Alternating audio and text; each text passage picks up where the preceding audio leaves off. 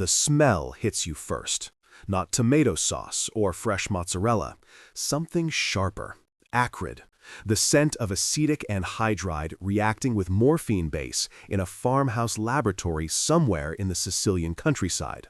The chemical transformation happening behind shuttered windows while farmers tend their olive groves outside, pretending not to notice the men coming and going at odd hours. This is where heroin is born. Not in the poppy fields of Turkey, not in the streets of New York. Here, in Sicily, where ancient codes of silence have protected secrets for 1,000 years. Where the mafia learned to transform chemistry into currency, addiction into empire, and neighborhood pizzerias into the arteries of the most sophisticated drug trafficking conspiracy America had ever seen. The year is 1973. Richard Nixon has just declared war on drugs. The famous French connection, that Marseille to Manhattan pipeline that flooded America with Turkish heroin for 2 decades, has been dismantled. Federal agents are celebrating. Politicians are claiming victory. The heroin supply, they announce, has been strangled at its source. But in the hill towns surrounding Palermo, in the villages of Sinisi and Bagheria, in the fortified estates where mafia bosses conduct business over espresso and cannoli, a different conversation is taking place. The French are finished. The routes are open. The American market is desperate. Prices are climbing, and an entire continent of addicts needs their product. This isn't a problem. This is the opportunity of a lifetime. His name is Gaetano Badalamenti, though in the hierarchy of Casa Nostra, he answers to no casual address. Born in 1923 in Sinisi, a coastal town where lemon groves meet the Tyrrhenian Sea, Badalamenti has spent 4 decades ascending through the ranks of Sicily's most powerful criminal organization. He survived World War II. He navigated the bloody territorial wars of the 1950s. By the early 70s, he sits on the Commission, the governing council of the Sicilian Mafia, where decisions made across a dinner table can reshape international crime. Badalamenti possesses something rare among men of violence: strategic vision. While other bosses remain fixated on traditional rackets, extortion, and protection schemes that generate thousands, Badalamenti sees millions, billions. The mathematics are intoxicating. A kilogram of morphine base purchased in Istanbul for $5,000, refined in a Sicilian laboratory into high-grade heroin, smuggled to New York and sold for $200,000, perhaps more. The profit margin isn't calculated in percentages. It's calculated in transformative wealth. The kind of money that purchases legitimate businesses, political influence, generational power. But Badalamenti isn't the only one who recognizes the opportunity. In Palermo, the Inzerillo family controls lucrative territories. Salvatore Inzerillo, young and ambitious, commands respect and firepower. Salvatore Catalano, born in Semina in 1941, represents the next generation. Educated in the traditions, but hungry for modernization. Willing to leave Sicily, to operate in America, to become the bridge between the old world and the new.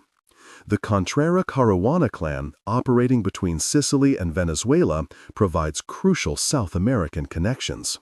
Shell companies, money laundering infrastructure, political corruption that stretches across continents. And watching from Corleone, from that mountainous interior town whose name will become synonymous with cinematic violence, another faction calculates. The Corleonesi, led by Salvatore Rina, a man whose brutality will eventually consume Cosa Nostra itself. But in the early 70s, an uneasy alliance exists. These families share a vision. Turkish morphine will flow through Sicilian laboratories to American streets. Billions of dollars will flow back. And the conduit, the perfect vehicle for this unprecedented operation, will be something so ordinary, so innocuous, that law enforcement will never suspect: pizza parlors. The brilliance of the scheme lies in its camouflage. Throughout the 1960s and early 70s, thousands of Sicilian immigrants have opened pizzerias across the American Northeast. Most are legitimate businessmen pursuing opportunity. Hard-working men who wake at dawn to proof dough, who memorize their customers' names, who sponsor little league teams and donate to church fundraisers. The pizzeria is more than a business. It's the cornerstone of Italian-American community life, where families celebrate birthdays and graduations, where elderly men gather for espresso and arguments about soccer, where the smell of oregano and baking crust becomes the scent of belonging. Who would ever suspect these gathering places of harboring anything sinister? Law enforcement certainly doesn't. The FBI monitors the traditional 5 families of New York: the Gambinos, Genovese, Lucchese, Colombo, Bonanno.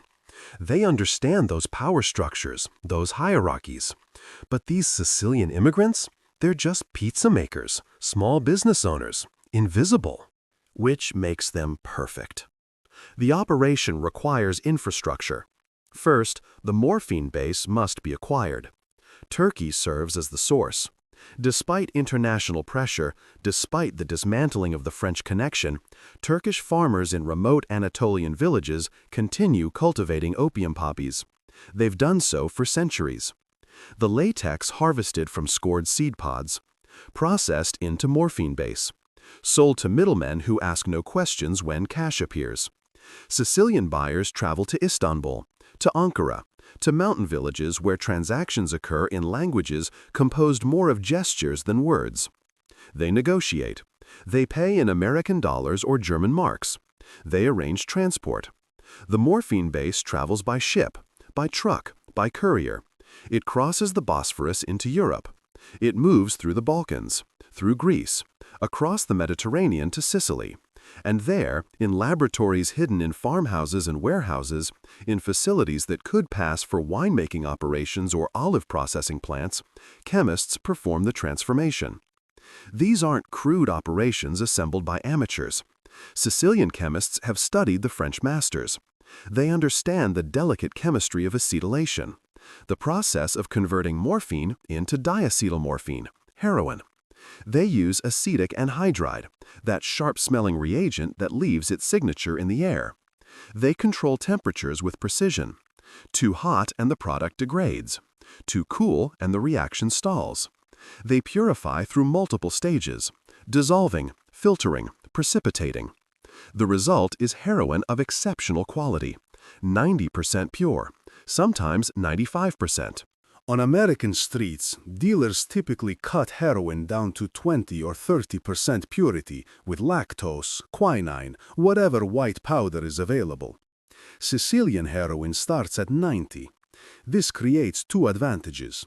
First, it's more potent. Users need less. The high is more intense. Addiction develops faster. Second, it can be cut more times before reaching street level, multiplying profits at each stage. From a business perspective, the Sicilians aren't just selling a product, they're selling a superior product. But manufacturing represents only half the challenge. The heroin must reach America undetected. Salvatore Catalano becomes the crucial link. In 1961, Catalano immigrated to New York. He settled in Queens, that sprawling borough of immigrant neighborhoods and small businesses. He opened a bakery. Later, he became involved with pizzerias. To outward appearances, he's the embodiment of the American dream, the immigrant who builds something through hard work. But Catalano maintains deep ties to Sicily. He reports to bosses in Palermo. He coordinates with other Sicilian immigrants scattered across New York, New Jersey, Pennsylvania. By the mid-1970s, he has become the American operational commander. The man who receives the heroin, distributes it through the network, collects the money, and ensures the flow continues. The heroin travels to America through carefully varied routes. Sometimes it's hidden in shipments of legitimate goods, 40-kilo loads concealed in false-bottomed olive oil cans, smaller amounts tucked into containers of canned tomatoes or machinery parts. Sometimes couriers carry it, sewn into the linings of suitcases, hidden in false-heeled shoes. Swallowed in condoms for internal transport, a method as dangerous as it is effective. Sometimes it arrives through commercial shipping containers at ports in New York, New Jersey, Philadelphia. The methods deliberately vary. Patterns attract attention. The Sicilians understand that security requires constant adaptation. Once the heroin arrives in the New York metropolitan area, it flows through the network of pizza parlors and Italian businesses. Al Dente Pizzeria in Queens. Its basement serves as more than storage for tomato sauce and cheese. Café Giardino in Brooklyn, where espresso machines hiss, and in the back room, transactions occur that have nothing to do with coffee. Roma Restaurant in New Jersey, a family establishment where the veal parmigiana is excellent, and in an upstairs office, kilograms of heroin change hands for briefcases full of cash. Not all these businesses are fronts. Some are legitimate establishments whose owners have no knowledge of the conspiracy. But enough are controlled by connected Sicilians. Enough serve as safe houses, as meeting locations, as counting houses where the physical cash from street sales accumulates. The symbolism is perfect in its perversity. The pizza delivery man, that icon of American suburban life, carrying death in cardboard boxes. But the Sicilians cannot operate in America without accommodation from the existing power structure. The 5 families of New York control territories, labor unions, political machinery. They have police officers and judges on payroll. They possess the capacity to create enormous problems for anyone operating without permission. The relationship between the Sicilian Mafia and the American Mafia is complex, often tense. They share cultural roots, linguistic heritage, the same codes of omertà, but they are distinct organizations that evolved differently across the Atlantic. The American families, by the 1970s, have become more corporate, diversified into construction, waste management, labor racketeering. Many old-school American bosses want nothing to do with narcotics trafficking, not from moral consideration, morality has no place in organized crime, but from pragmatism. Drug trafficking brings federal heat. It attracts the FBI, the newly formed DEA. It results in 20-year sentences under harsh mandatory minimum laws. A made man can beat a murder charge through intimidation and expensive lawyers. But get caught with 100 kilograms of heroin? There's no beating that. The Bonanno crime family, historically one of the more traditional families, maintains closer ties to Sicilian Cosa Nostra. Some Bonanno members facilitate the pizza connection. They provide protection. They offer connections to street-level distribution networks. They help launder money through their legitimate businesses. They take a cut naturally. The Gambino family, under the leadership of Paul Castellano, who assumes control in 1976, maintains a more cautious posture. Castellano is a businessman. He runs the family like a corporation. Drug trafficking is messy, risky, attracts too much attention. But certain Gambino associates work with the Sicilians anyway.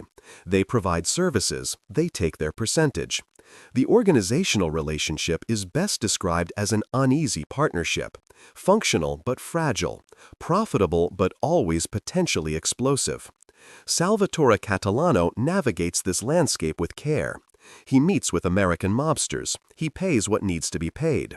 He shows respect, performs the elaborate courtesies that mafia protocol demands, but he maintains Sicilian independence.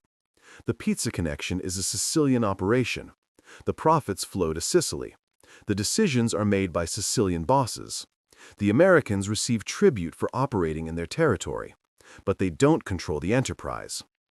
By the late 1970s, the operation faces an unexpected crisis. Not a shortage of supply, not law enforcement pressure. Money. Too much money. The operation is generating millions of dollars per month. Small bills, 20s from street purchases, 50s, hundreds, the currency of drug transactions. The cash accumulates faster than it can be processed. It piles in basements, in apartment closets, in rented storage units. In one Queens apartment, agents will eventually discover over $1 million in cash simply stacked against walls like firewood. The logistical nightmare is real. How do you transport $5 million in $20 bills? That's 250,000 individual bills. That weighs approximately 550 pounds. How do you deposit it without attracting attention?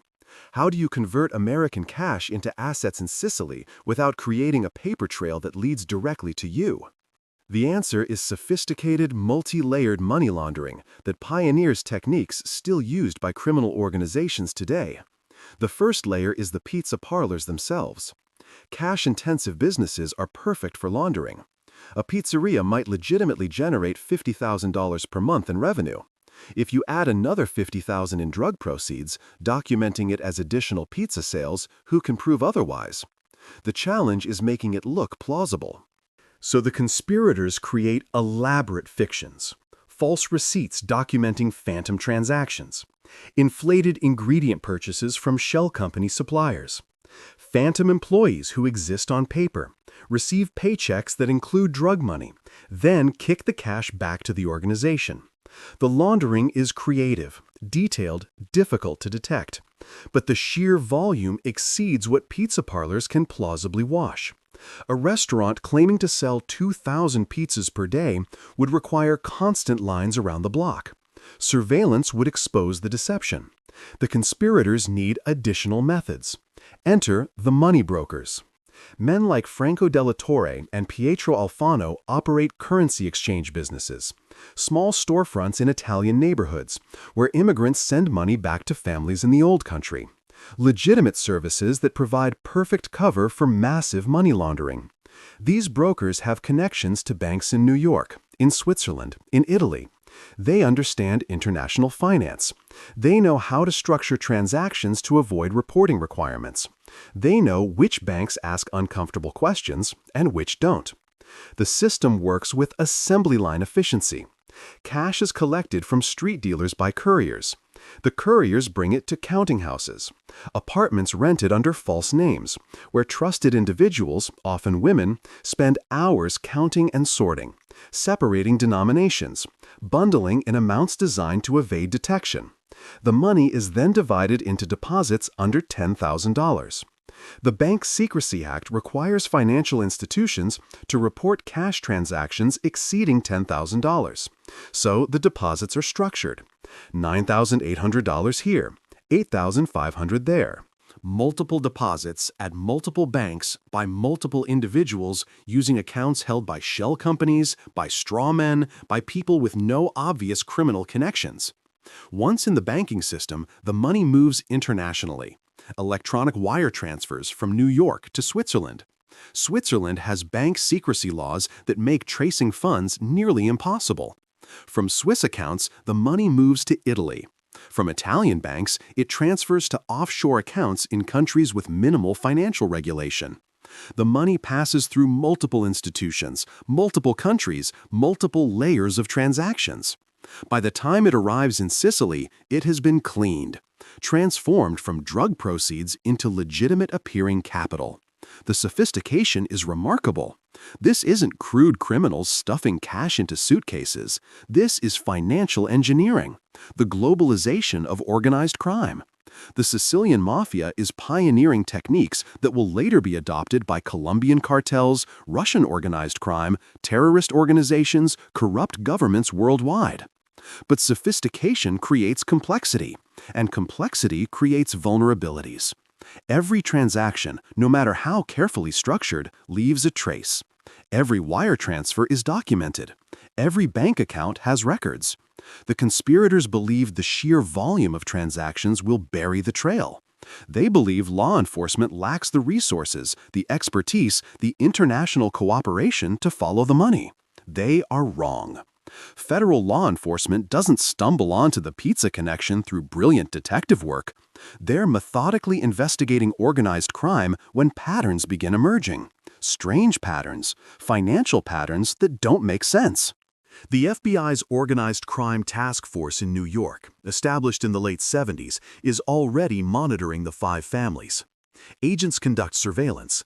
They operate wiretaps. They cultivate informants.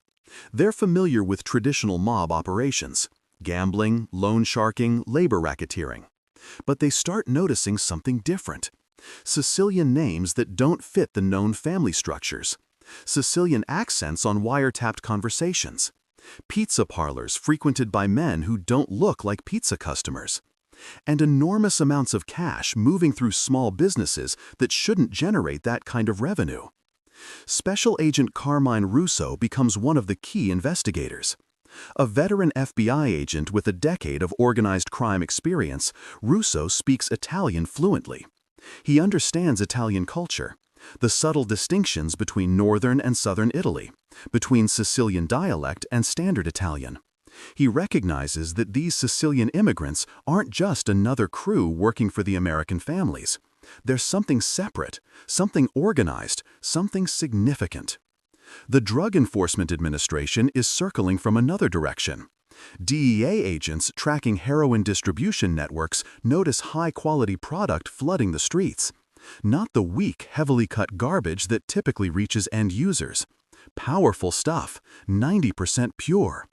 People are dying from it. Overdoses from users who inject what they think is a normal dose, not realizing the purity is 3 times higher than what they're accustomed to. The DEA traces some shipments back to Sicilian distributors. They begin suspecting a major importation network, something organized and international. The breakthrough comes through patient surveillance and financial analysis. In 1979, law enforcement begins intensively monitoring several individuals: Salvatore Catalano, Giuseppe Ganci, who operates from New Jersey, Filippo Casamento. These men own or work in pizza parlors. They have no obvious sources of legitimate wealth, yet they live comfortably. They make frequent trips to Sicily. They meet with known mafiosi. The surveillance is painstaking. Agents sit in unmarked cars for 12-hour shifts, photographing everyone who enters and leaves certain businesses. They note license plates. They track movements. They record meetings at restaurants, at social clubs, at apartment buildings in Queens and Brooklyn. Slowly, a network emerges. The same individuals meeting repeatedly. Cash visibly changing hands. Trips to Kennedy Airport, followed by trips abroad. Phone calls to Italy at odd hours. But surveillance isn't enough. They need evidence that will stand up in federal court. They need to understand the operation's mechanics. They need to follow the money. This is where the Pizza Connection investigation becomes revolutionary. Federal prosecutors working with FBI and DEA agents obtain subpoenas for bank records. Not dozens of records, hundreds, thousands. The financial analysis becomes the investigation's backbone. Forensic accountants analyze wire transfers. They trace accounts. They identify shell companies. They map money flows across international borders. The financial trail reveals scope that shocks even experienced investigators. Millions of dollars moving through pizza parlors. Wire transfers to Switzerland that have no legitimate business purpose. Accounts in Italy receiving funds from multiple American sources. A sophisticated money laundering apparatus that rivals anything the American Mafia has ever constructed. But the financial analysis also reveals vulnerabilities. The conspirators have been careful but not perfect. Some transactions are large enough to trigger reporting requirements. Some wire transfers follow obvious patterns. Some shell companies have ownership structures that don't withstand scrutiny. By 1980, federal investigators understand they're looking at something unprecedented. Not just a drug ring, not just a money laundering operation. An international criminal enterprise connecting Sicily to New York, involving hundreds of individuals, moving tons of heroin, generating hundreds of millions of dollars. They call it the Pizza Connection. To prosecutable case that will dismantle the entire organization, investigators need more than financial records and surveillance photographs. They need to hear the conspirators talking. They need wiretaps. Obtaining judicial authorization for wiretaps requires convincing federal judges that probable cause exists. The FBI and DEA prepare extensive affidavits.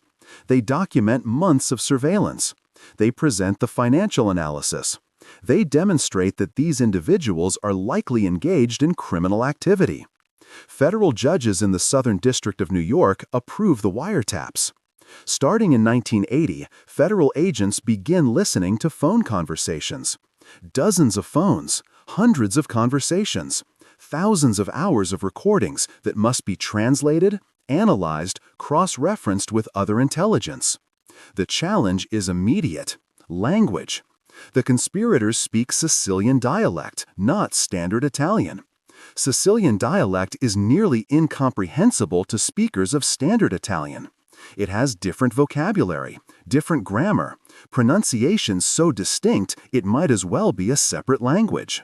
The FBI needs translators who speak Sicilian. They find them among Italian-American agents and contracted linguists. But even with proper translation, the conversations are opaque. The conspirators use code words. They speak elliptically. They never explicitly mention drugs or money. A phone call discusses shirts being delivered. Shirts means kilograms of heroin. A conversation about friends visiting from the old country. Friends means couriers carrying cash or contraband.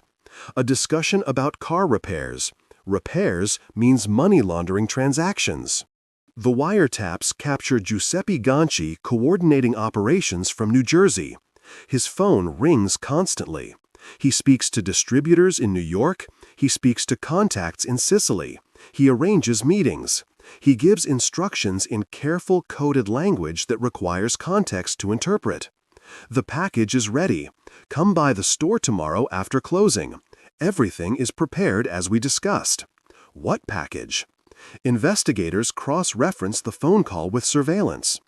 2 days later, surveillance observes someone delivering a duffel bag to Ganci's location. That someone is a known drug courier. The package was heroin. The wiretaps also reveal international scope. Calls to Sicily, calls to Switzerland, calls to South America. The operation spans continents. It involves participants in multiple countries. U.S. law enforcement begins coordinating with Italian authorities, Swiss authorities, Interpol. The investigation is becoming truly global. In Sicily, Italian authorities are conducting their own investigations into Cosa Nostra. The Sicilian Mafia wars of the early 1980s have brought unprecedented attention. The Corleonese faction, led by Salvatore Rina, is waging war against rival families. Salvatore Inzerillo is murdered in May 1981. Gaetano Badalamenti is forced into hiding, hunted by both rival mafiosi and law enforcement. The internal mafia conflict destabilizes the organization. It creates informants, men who decide cooperation with authorities is preferable to death. It exposes operational details that would normally remain hidden behind omertà. Italian authorities share intelligence with American investigators. They provide background on Sicilian players. They identify connections. They help map organizational structure. The cooperation is unprecedented. For decades, Italian law enforcement has been hamstrung by corruption and legal restrictions. But in the 1980s, things are changing. New anti-mafia laws, new investigative powers, new political will. The Pizza Connection investigation benefits from this transformation. The wiretaps and surveillance identify crucial operational elements. The couriers.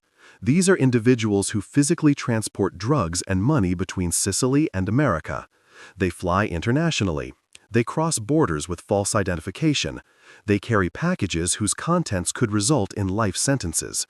They are the human links connecting the enterprise. One courier is Filippo Salamone.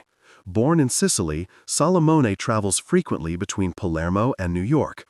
Surveillance shows him meeting with Salvatore Catalano.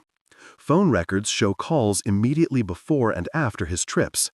Investigators suspect he's carrying either heroin or cash or both. In November 1980, U.S. Customs agents stop Salamone at JFK International Airport. They search his luggage. They find nothing. He's traveling clean on this trip. But the stop sends a message. Law enforcement is watching. Another courier is Giovanni Mazzara.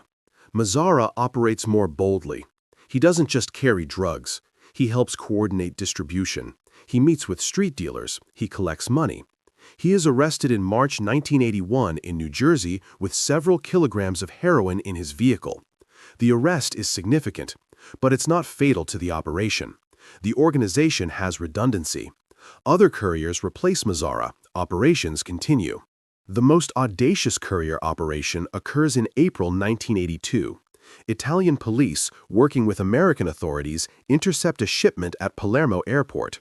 Inside checked luggage belonging to a traveler bound for New York, they discover 40 kilograms of heroin. 40 kilograms, worth millions on American streets. The seizure is significant, but it also demonstrates scale. If the organization can risk 40 kilograms in a single shipment, how much total volume are they moving? Investigators estimate that for every seizure, perhaps 10 or 20 successful transports occur. The 40 kilograms seized in Palermo represents one interdiction. How many other shipments arrived safely in New York that month, that year? The couriers take enormous risks, but they're compensated. A successful run might pay $10,000, $20,000. For a Sicilian immigrant with limited opportunities, the money is transformative. And the risks, while real, seem manageable. Thousands of passengers pass through airports daily. Customs inspections are random. The odds favor the courier. But every courier is a potential vulnerability. Every arrest creates a possible informant. Every seizure provides evidence. By 1982, federal investigators have identified the key players: Salvatore Catalano in New York, Giuseppe Ganci in New Jersey, Gaetano Badalamenti, now in hiding but still directing operations remotely, the Contrera Caruana organization in South America, dozens of pizza parlor operators and distributors, hundreds of associates. The FBI establishes dedicated surveillance teams. Agents follow targets 24 hours a day. They photograph meetings. They document every movement. The operation requires enormous resources.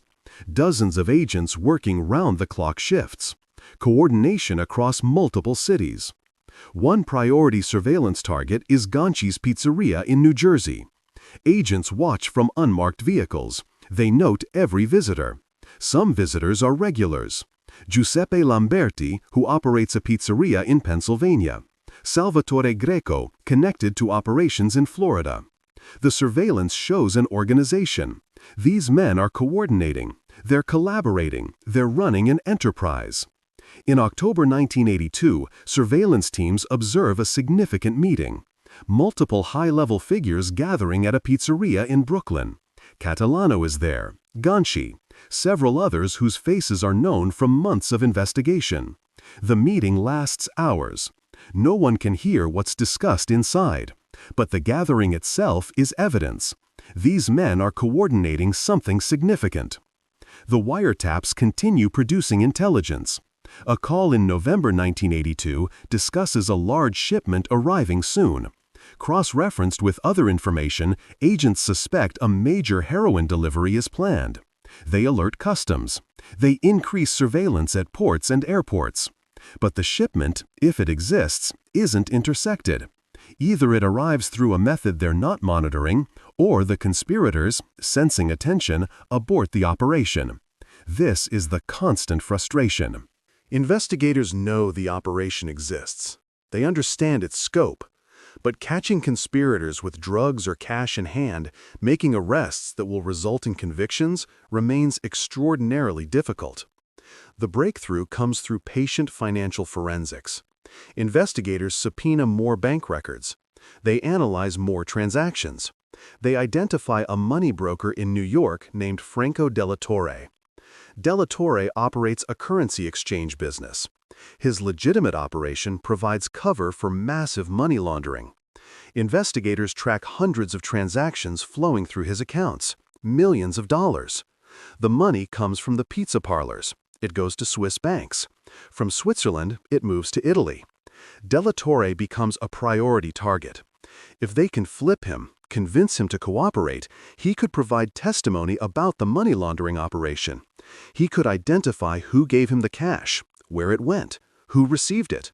He could be the witness who connects every piece of the puzzle. In March 1983, federal agents arrest Franco Delatore. They confront him with evidence, hundreds of financial transactions, clear patterns of money laundering. He faces decades in federal prison. They offer a deal: cooperate and receive a reduced sentence. Delatore considers his options. He has no deep loyalty to the Sicilian mafiosi. He's a businessman who got involved for profit. Profit isn't worth life in prison. Franco Delatore agrees to cooperate. Delatore's cooperation transforms everything. For months, he has been at the center of the money laundering operation. He has met the players. He knows the methods. He can explain how the system works. More importantly, he's willing to wear a wire. The FBI equips Delatore with recording devices, Hidden microphones, concealed transmitters. They instruct him to continue operations as if nothing has changed. Meet with the conspirators, discuss transactions, record everything. Delatore follows instructions. He meets with Giuseppe Ganci. They discuss moving cash to Switzerland. The conversation is recorded. He meets with Salvatore Catalano. They talk about wire transfers, exchange rates, logistics. Recorded. Every conversation captured on tape. The recordings are devastating evidence. Unlike the cryptic phone intercepts in Sicilian dialect, these face-to-face conversations are more explicit. The conspirators trust Delatore. They speak more freely. They discuss specific amounts. They mention specific banks. They talk about avoiding detection. In one recorded conversation, Ganci complains about the challenges of moving so much cash. "We have too much," he says. "It's everywhere. We need to move it faster." The statement is evidence of enormous profitability. It also demonstrates knowledge and intent. Ganci knows the money is from illegal sources. He's actively working to launder it. But Delatore's cooperation creates a ticking clock. If the conspirators discover he's working with law enforcement, they'll disappear. They'll destroy evidence. They'll flee to Sicily or South America, where extradition is difficult. The FBI must move carefully, using Delatore to gather evidence while preparing to make arrests before his cover is blown. Meanwhile, Italian authorities are making dramatic progress. In Sicily, a massive anti-mafia investigation called the Maxi Trial is underway. Hundreds of suspected mafiosi are being arrested and prosecuted. Among them are individuals connected to the pizza connection. Italiani prosecutori share their findings con American authorities. They provide statements from informants. They identify organizational structures. One informant in Italia changes everything: Tommaso Buscetta. Buscetta è un high-ranking mafioso, un man che ha levita la life per decadi. Mais deciso di cooperare con autorità after surviving multiple assassination attempts durante la Mafia Wars. Il suo testimonianza verrà eventualmente aiutare centinaia di mafiosi in Italia. He'll also provides information about the pizza connection. He'll identify Gaetano Badalamenti as one of the architects. He describes how the operation works. He explains the Sicilian side of the network. He names names. Buscetta's cooperazione è unprecedented. La mafia code di omertà has been absolute for generations. Breaking omertà tradizionalmente means death for the informant e often for his family. Ma Buscetta breaks it anyway, his reasons complex. Fear, certainly. Revenge against the Corleonesi who murdered his relatives. Perhaps genuine remorse. Regardless of motivation, his testimony is invaluable. It provides context that American investigators, outsiders to Sicilian culture, could never fully grasp. By mid-1983, American prosecutors believe they have sufficient evidence to bring charges.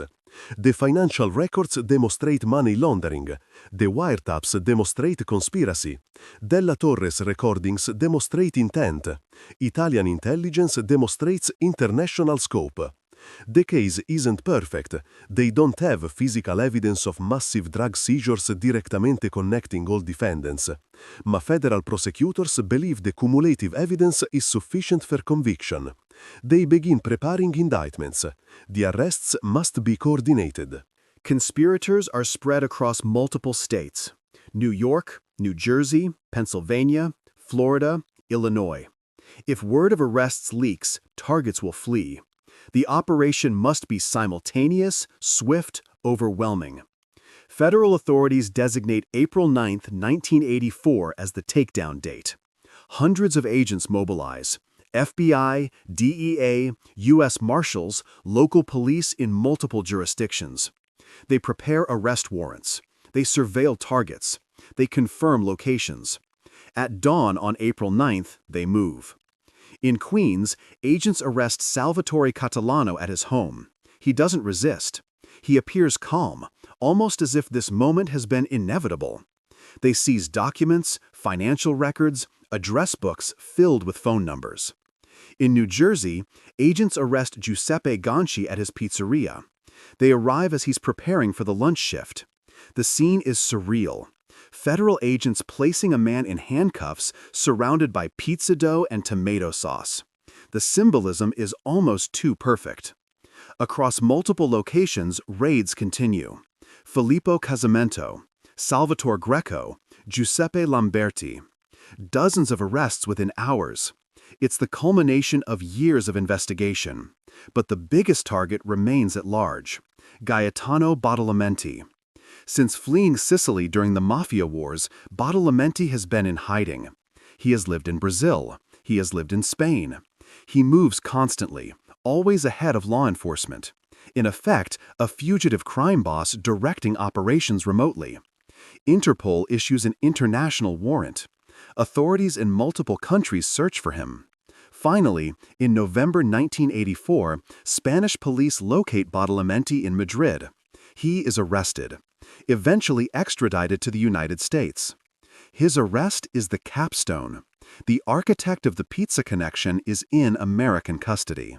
With major figures arrested, federal prosecutors move forward with indictments. The indictment document is massive. It charges 35 defendants with conspiracy to distribute heroin, with money laundering, with operating a continuing criminal enterprise. It details the structure of the organization: Turkish morphine base, Sicilian laboratories, smuggling routes, pizza parlor distribution network, money laundering through Swiss banks. The indictment tells a story: an international criminal enterprise that operated for nearly a decade, that imported 1,600 kilograms of heroin, that generated $1.6 billion in profits, that corrupted legitimate businesses and exploited the American dream: immigrant entrepreneurs opening pizza parlors as cover for trafficking death. Not all defendants are in custody. Some have fled to Sicily or South America. Some will never be apprehended. But the core leadership is captured. The organization is dismantled. The pizza connection is broken. October 24, 1985. United States District Court for the Southern District of New York. The courtroom is packed. Journalists, law enforcement officials, family members of defendants, spectators curious to witness what's being called the trial of the century. 22 defendants sit with their attorneys: Salvatore Catalano, Giuseppe Ganci, Gaetano Badalamenti, extradited from Spain, now sitting in an American courtroom facing American justice. Each defendant has separate legal representation. The defense table is crowded with lawyers, a small army of expensive attorneys preparing for legal war. The presiding judge is Pierre Laval, appointed to the federal bench in 1977. Judge Laval understands the magnitude of the case. It involves complex financial evidence. It involves international law. It involves organized crime figures who have operated with impunity for years. And it involves a trial projected to last months, testing every participant's endurance. The prosecution team is led by Assistant U.S. Attorneys Louis Freeh and Richard Martin. Freeh, who will later become director of the FBI, has spent years building this case. They understand the evidence intimately. They know the challenges. Defense attorneys will attack the financial analysis. They'll challenge wiretap translations. They'll argue that running a pizzeria isn't evidence of drug trafficking. The prosecutors must connect every piece. They must tell a coherent story that convinces a jury beyond reasonable doubt. Jury selection takes weeks. Finding impartial jurors for a case receiving national media attention is difficult. Potential jurors are questioned extensively about their knowledge of the mafia, their opinions on drug enforcement, their ability to evaluate complex financial evidence. Eventually, 12 jurors and 6 alternates are seated. The prosecution's opening statement lays out the case systematically. For nearly a decade, a sophisticated international heroin trafficking network operated between Sicily and America. It imported massive quantities of heroin.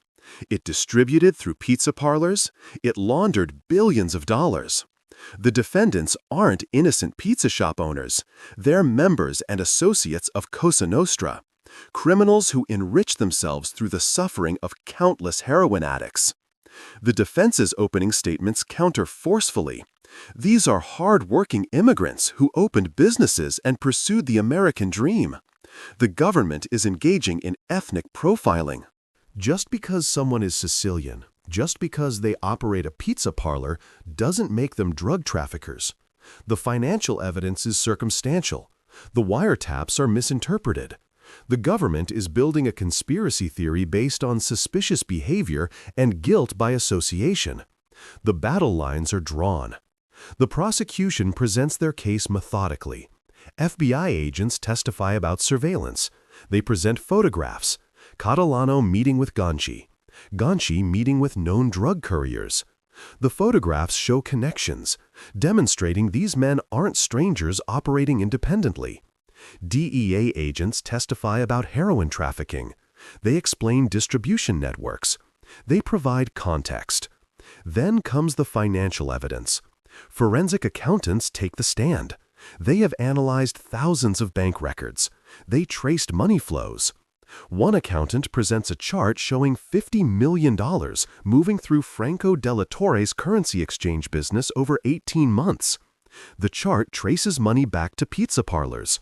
It shows wire transfers to Switzerland. The visual is devastating. This isn't a few suspicious transactions. This is systematic money laundering on an industrial scale. Franco Della Torre takes the stand. He testifies for days. He explains how the system worked. Conspirators would call him. They'd bring cash, hundreds of thousands of dollars in small bills. He would convert it to cashier's checks or wire transfers, send it overseas. He was paid a percentage. The defense attacks his credibility. He's a cooperating witness. He received a plea deal. He's testifying to avoid prison. Of course he'll say whatever the government wants. Della Torre remains calm. He provides specific details, dates, amounts, names. He describes meetings. He identifies defendants in the courtroom. His testimony is precise, detailed, damning. The wiretap recordings are played for the jury, hours of conversations, Sicilian dialect with English translations projected on screens. The jurors hear Ganci discussing packages, Catalano coordinating deliveries, conversations about friends arriving and shipments being ready. The prosecutors walk the jury through each conversation, explaining context, demonstrating how coded language referred to heroin and money. The trial's scope expands as prosecutors introduce evidence of the international network. Italian prosecutors provide testimony via video link. They describe Sicilian Mafia structure. They identify defendants as members or associates of Cosa Nostra. Tommaso Buscetta testifies from Italy via secure video. His appearance is dramatic. Here is a man who lived the life, a high-ranking mafioso who decided to break omertà. Buscetta identifies Gaetano Badalamenti as a commission member who helped orchestrate the heroin trafficking. He describes meetings in Sicily where the operation was discussed. He explains how Sicilian families viewed the American market as an inexhaustible source of revenue. Everyone in Cosa Nostra knew about the American heroin operation. It wasn't a secret, it was celebrated. It was how the Sicilian Mafia became wealthy beyond previous generations' dreams. Defense attorneys challenge Buscetta's credibility. He's a murderer. He admitted to multiple killings. He broke the Mafia oath. Why should anyone believe him? Buscetta remains composed. He acknowledges his crimes. He explains why he cooperated. The Corleonese killed his family members. He had nothing left to lose. As the trial drags through November, December, into 1986, the defense strategy becomes attrition. The sheer length is exhausting. Jurors are sequestered for months, away from families, jobs, normal life. If defense can create enough doubt, confuse the evidence sufficiently, exhaust the jury's attention, perhaps acquittals will follow. But the prosecution makes sure to humanize the consequences. They call witnesses affected by heroin addiction. Former addicts testify about devastation. Families who lost children to overdoses. One mother testifies about her son. He was 19, bright, promising. Then he tried heroin. Within months, addicted. Within a year, dead. Overdose. High-purity heroin, the kind imported by the Pizza Connection. She didn't know the defendants. She knew her son was dead. And the heroin that killed him entered America through networks like the one on trial. Several jurors weep. The defendants sit expressionless. March 1987, 17 months after the trial began. Closing arguments conclude. Judge Laval instructs the jury. He explains legal standards, proof beyond reasonable doubt, elements of conspiracy, how to evaluate witness credibility. The instructions take hours. The jury retires to deliberate. They have heard hundreds of witnesses, reviewed thousands of documents. They face the task of evaluating evidence against 22 defendants on multiple charges. The deliberations take weeks. Finally, on March 2, 1987, the jury announces verdicts. The courtroom fills. Judge Laval takes the bench. The jury foreman stands. Salvatore Catalano, guilty. Conspiracy to distribute heroin. Guilty. Money laundering. Guilty. Operating a continuing criminal enterprise. Giuseppe Ganci, guilty on all counts. Gaetano Badalamenti, guilty on all counts. 18 of 22 defendants are convicted on most charges. The verdicts represent historic victory for law enforcement. The largest heroin trafficking case in American history has resulted in convictions. Judge Laval schedules sentencing. The prosecution seeks maximum sentences. These aren't low-level criminals. These are sophisticated international traffickers responsible for importing massive quantities of heroin. Salvatore Catalano receives 45 years. As the operational commander in America, he bore enormous responsibility. 45 years for a man in his mid-40s effectively means life in prison. Gaetano Badalamenti receives 45 years. Despite being 64 at sentencing, the court determines his role as architect justifies maximum sentence. Giuseppe Ganci receives 15 years. Other defendants receive sentences ranging from 5 to 25 years depending on roles. The sentences send a clear message. International drug trafficking will be punished severely. Appeals follow. Federal appellate courts review the arguments. In virtually every instance, they uphold convictions. The evidence was overwhelming. The Pizza Connection prosecution didn't end organized crime in America, but it dealt a significant blow to Sicilian Mafia operations. The network was shattered, the leadership imprisoned, the pipeline closed. More importantly, the case demonstrated new law enforcement capabilities. Following the money, international cooperation, long-term surveillance, financial forensics. These tools, refined during the Pizza Connection case, became standard in organized crime prosecutions. The case changed how prosecutors approached organized crime. Previously, cases focused on specific acts. The Pizza Connection demonstrated the effectiveness of conspiracy charges. Prosecutors could build cases around criminal enterprises themselves. Louis Freeh built his reputation on the case. In 1993, he was appointed FBI director, serving until 2001. The Italian-American community had mixed reactions. Many were appalled that pizza parlors, symbols of Italian-American entrepreneurship, had been corrupted. It reinforced negative stereotypes. Community leaders emphasized the vast majority of Italian-American business owners were honest, hard-working citizens. In Sicily, the Pizza Connection's dismantling coincided with broader anti-mafia efforts. The Maxi trial prosecuted 474 defendants, resulting in 360 convictions. Buscetta's testimony demystified the organization. The mafia wasn't invincible. Its members could be turned. Its operations exposed. The Sicilian Mafia didn't disappear. It adapted. It moved away from heroin trafficking. Too much heat. It diversified into other enterprises. But it was weakened. Gaetano Badalamenti's downfall was particularly significant. He ended his life in an American prison, dying in 2004 at age 80. His trajectory from powerful boss to hunted fugitive to convicted trafficker symbolized organizational decline. Perhaps the most lasting impact was emphasis on financial investigations. Before the case, drug trafficking prosecutions focused on catching criminals with drugs. The Pizza connection demonstrated an alternative. Follow the money. Money laundering leaves traces. The traces can be followed, analyzed, used to map networks and prove conspiracy. Forensic accountants became as important as undercover agents. This approach has become standard. Financial crimes units exist in every major law enforcement agency.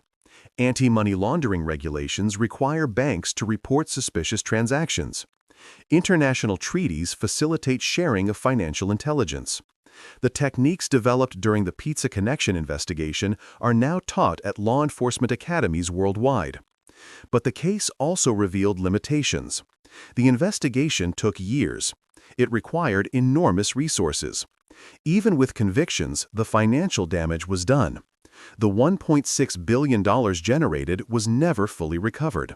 Much had been laundered successfully, invested in legitimate businesses, dispersed through multiple countries. The conspirators went to prison, but their profits largely remained beyond reach. This reality, that sophisticated money laundering can preserve criminal profits even after prosecutions, continues to challenge law enforcement. The Pizza Connection entered popular culture. Books were written, documentaries produced. The case became shorthand for mafia sophistication. The image of the pizza parlor as drug front became iconic. It symbolized corruption of innocence, the neighborhood gathering place concealing something sinister. It resonated because it subverted expectations. Americans trusted their local pizzerias. The revelation that some had been used for heroin trafficking was shocking. The trial itself, 17 months long, raised questions about the judicial system. Was such a lengthy trial fair? Could jurors realistically absorb so much information? These debates continued in legal circles. Behind the statistics were human stories. Salvatore Catalano spent the rest of his life in prison. He never cooperated. He never expressed remorse. He maintained the code of omertà until his death in 2010 at age 70. To the end, he was a mafioso. Gaetano Badalamenti died in federal prison in 2004. He was 80 years old. His life spanned Sicily's transformation. The traditional mafia he knew as a young man was gone. But he remained constant, a man out of place in the modern world, ending his days in an American prison. Franco Della Torre entered witness protection.